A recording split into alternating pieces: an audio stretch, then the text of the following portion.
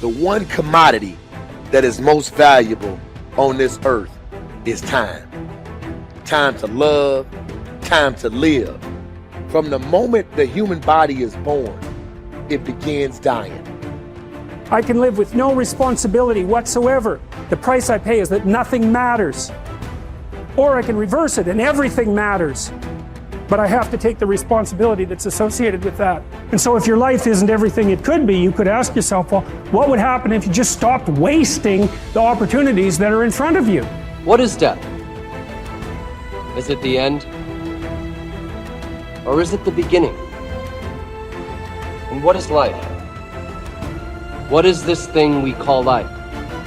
What makes life so unique and so beautiful?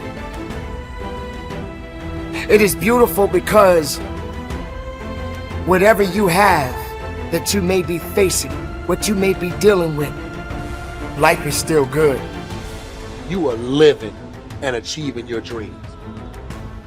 Find time to better yourself, read, explore, research, live life, do things you've never thought of doing before.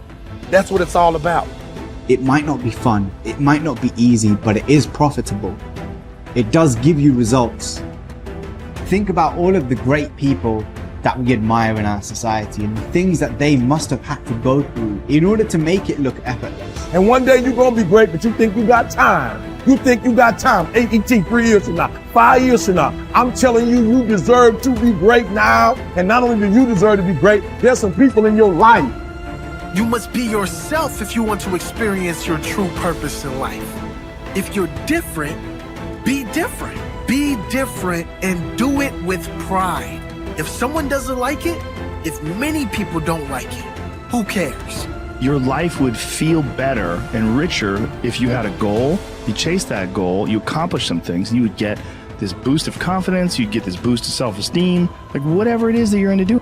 Learn from what you've just done, move forward. Learn from what you've just done, move forward. Repeat, repeat, repeat, all the way forward until one day you're going to get to the end of that tunnel and you're going to see the light. You need to take massive action. And if that doesn't work, try something else. If that doesn't work, try something else. Keep going with massive action and you will find the way because it will give you momentum. The time is now. The time is now to express and for people to believe in themselves. The time is now for it to be okay to be great.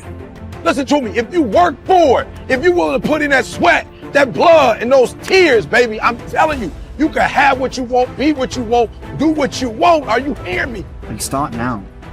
Start believing, start dreaming, and create the life and the person that you really want to see. I think it's good to remember that if we just go along with the crowd, we won't wind up with much more than the wish that we could do it all over again, and as far as we know, you can't. If we want to amount to anything as individuals, we need individual goals, individual thinking, individual actions, and we must never conform to the big group. We must love them, we must help them, we must serve them, because our whole success will depend on our ability to do these things. But never lose our own individuality and our identity by permitting ourselves to become submerged in what has historically proved itself to be little more than a suffocating sea of indirection and purposelessness. If we want to emulate someone, fine, but let's be choosy in whose steps we follow. It's the only life we've got. And remember to think. Imagination is everything, and we can become what we can imagine. If you find yourself getting depressed and down at the mouth, as we all get once in a while, you might want to remember this quotation by Dean Briggs. He said, "Do your work. Not just your work and no more, but a little more for the lavishing's sake. That little more which is worth all the rest. And if you suffer as you must, and if you doubt as you must, do your work. Put your heart into it, and the sky will clear. And then out of your very doubt and suffering will be born the supreme joy of life."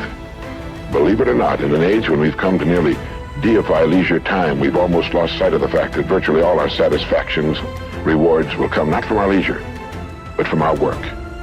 And don't forget the strangest secret. We become what we think about. But if you want to begin to move into your own personal greatness, If you want to begin to really enjoy a happy, successful, healthy life, you've got to be willing to go against the tide. You've got to be willing to harness your will and say, in spite of this, I'm in control here. I'm not going to let this get me down. I'm not going to let this destroy me.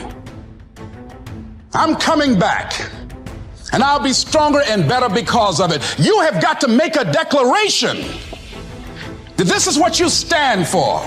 You're standing up for your dreams. You're standing up for peace of mind. You're standing up for health. You want it, and you're going to go all out to have it. It's not going to be easy. When you want to change, it's not easy. If it were in fact easy, everybody would do it. But if you're serious, you'll go all out. So yes, I'm going to turn this situation around. I'm not going to sit back and moan and cry over what happened and what went wrong and who did what. I'm going to do something about this situation. The way to transform yourself is through your work. Now, I know this runs counter to our prevailing cultural prejudices. Work is too ugly, too boring, too vain. Self-transformation, we think, comes through a spiritual journey. Therapy, a guru who tells us what to do, intense group experiences and social experiences and drugs.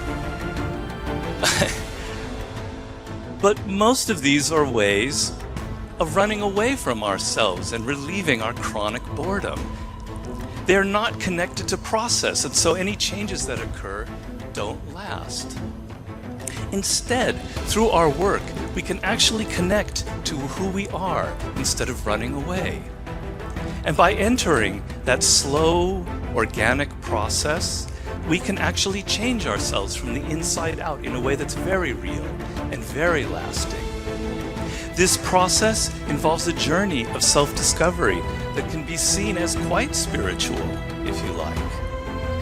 And in the end of this process, we contribute something unique and meaningful to our culture through our work, which is hardly ugly, boring, or vain. This intense focus on one goal is not easy, but it is all important. Orison Swett Marden wrote, "The giants of the race have been men and women of concentration who have struck sledgehammer blows in one place until they have accomplished their purpose.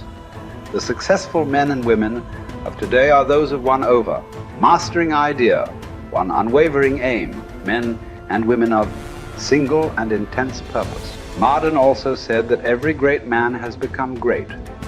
Every successful man has succeeded in proportion as he has confined his powers to one particular channel. Single-minded concentration in the direction of your dreams will intensify your desires and increase your emotional drive toward your goal. This intensity of concentration will activate the law of attraction and begin to attract people and opportunities into your life to help you to achieve your goal.